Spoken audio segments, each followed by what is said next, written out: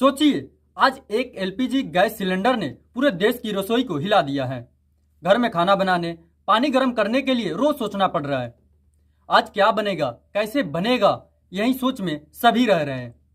अब आप ही बताइए, क्या यही आत्मनिर्भर भारत है, जो एक सिलेंडर के लिए करोड़ों घर तरस रहे हैं? सोचिए, समझिए और कल्पना कीजिए, जिस देश की जनसंख्या दुनिया में सबसे ज्यादा है, जीडीपी में 5वें नंबर पर, क्रय शक्ति में तीसरे स्थान पर, और दुनिया कहती है 21वीं सदी भारत की सदी है। लेकिन आज एक एलपीजी सिलेंडर ने असलियत सामने ला दी है। हम कितने आत्मनिर्भर हैं, ये सवाल खुद ब खुद उठ रहा है।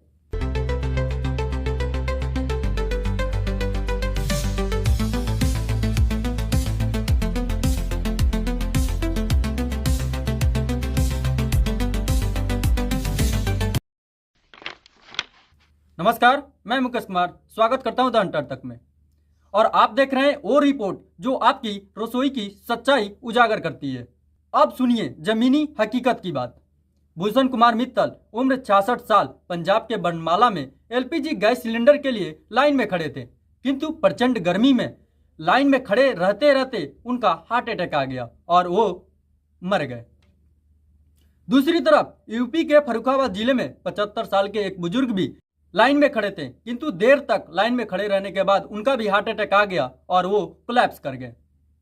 स्थानीय रिपोर्ट और मीडिया के अनुसार, मेरे संदर्भ से नहीं, देश के कई हिस्से यूपी, एमपी, बिहार, दिल्ली, मुंबई, बेंगलुरु, कोलकाता से तस्वीरें सामने आ रही है। लंबी लंबी कतारें गैस एजेंसियों के बाहर, भीषण गर्मी में बुजुर्गों की तबीयत बिगड़ने की खबरें। हालांकि स्वतंत्र सत्यापन जरूरी है। ऑनलाइन बुकिंग धीमी, एजेंसियों पर भीड़, कई जगह पर डिलीवरी में 7 से 8 दिन की देरी।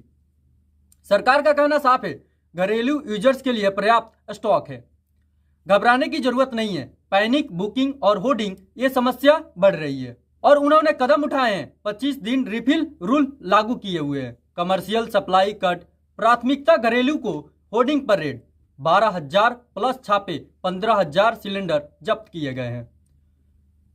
बाकायदा कुछ खबरें अच्छी भी आ रही है, जैसे कुछ जहाज जैसे नंदा देवी, शिवालिक सुरक्षित पहुंचे हैं। रिफाइनरी से प्रोडक्शन 25 से 28% बढ़ाने की आदेश दिया गया है। फिर भी जमीनी स्तर पर तस्वीर अलग है।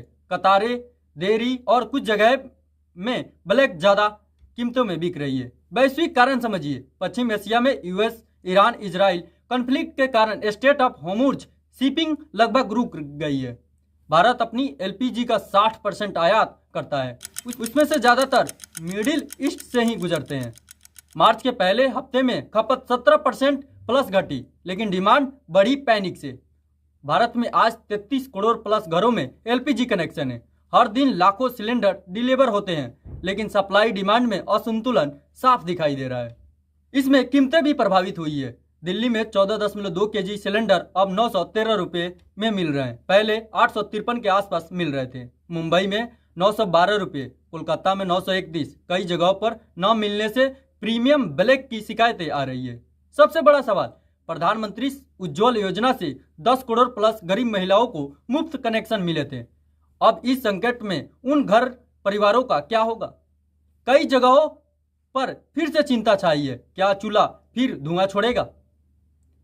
सिस्टम में देखा जाए तो अनेक कमजोरियां दिख रही है, जैसे अत्यधिक आयात निर्भरता 55 से 60%, घरेलू उत्पादन कम केवल 40 से 45%, रणनीतिक भंडार सीमित, विकल्पों की कमी जैसे पीएनजी, इलेक्ट्रिक, इंडक्शन, कुकिंग और बायोगैस, और शहर बीएस गांव में वितरण की असमानताएं भी सामने आ रही है। यानी संकट आने पर सिस्टम मैनेज करता है, लेकिन जड़ से सॉल्व नहीं करता। सरकार कह रही है स्थिति नियंत्रण में है, घरेलू को प्राथमिकता दी जाएगी, पीएनजी की तरफ से शिफ्ट करे जहां तक संभव हो। लेकिन आम आदमी पूछ रहा है कब तक? कल्पना कीजिए, एक उज्ज्वला लाभार्थी महिला जो पहली बार क्लीन चूल्हा जला रही थी, आज फिर वो लंबी कतार में खड़ी है। यह सिर्फ गैस का संकट नहीं, ये महिलाओं का, बच्चों का, गरीब परिवारों का संघर्ष है। महंगाई बढ़ सकती है, खाने की कीमतें में प्रभावित हो सकती है, खेती उर्वरक पर भी असर पड़ सकता है। सवाल है, क्या सरकार समय रहते संभल पाएगी? क्या हम पीएनजी, इलेक्ट्रिक, कुकिंग, बायोगैस की तरफ तेजी से बढ़ पाएंगे, या संकट और गहराएगा। अगर आपको लगता है कि ऐसी सच्चाई सामने आनी चाहिए तो चैनल को सब्सक्राइब कीजिए, वीडियो को लाइक कीजिए और कमेंट में अपनी राय जरूर बताइए, क्योंकि यहाँ सिर्फ खबर नहीं, ग्राउंड रियलिटी और सवाल दिखाए जाएंगे। मिलते हैं नेक्स्ट वीडियो में, तब तक के लिए धन्यवाद। जय हिंद।